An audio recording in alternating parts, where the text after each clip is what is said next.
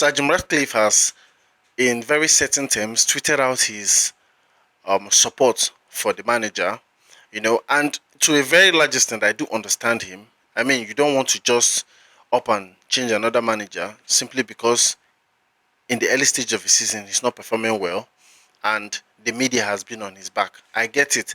But the problem, the risky thing about a scenario like this, if the manager ends up being a mediocre manager and you decide to, keep him for the length of his contract, and in the case of Reuben Amorim, it's 3 years if I'm not mistaken. And at the end of the day, for an association like Manchester United, it will seem like 3 wasted years. So I understand why a lot of fans will be skeptical about, you know, committing to support the manager for that long. But the fact is, if you want a somewhat trajectory like what Arsenal had with Mikel Arteta, you have to give the manager time. That is just a fact.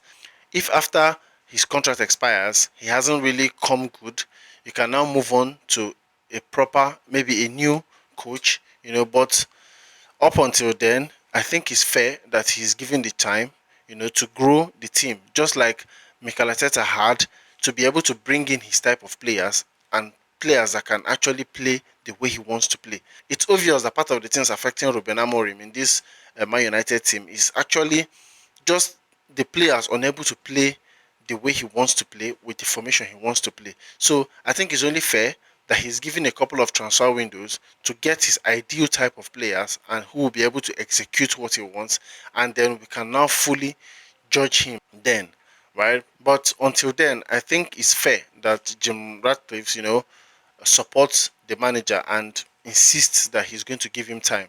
So, and in my opinion, that is probably the best case scenario.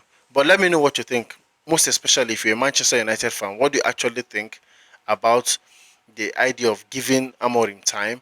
And do you think it's actually going to come good at the end of the day? Just let me know your thoughts in the comment section, and I'll see you guys in the next one.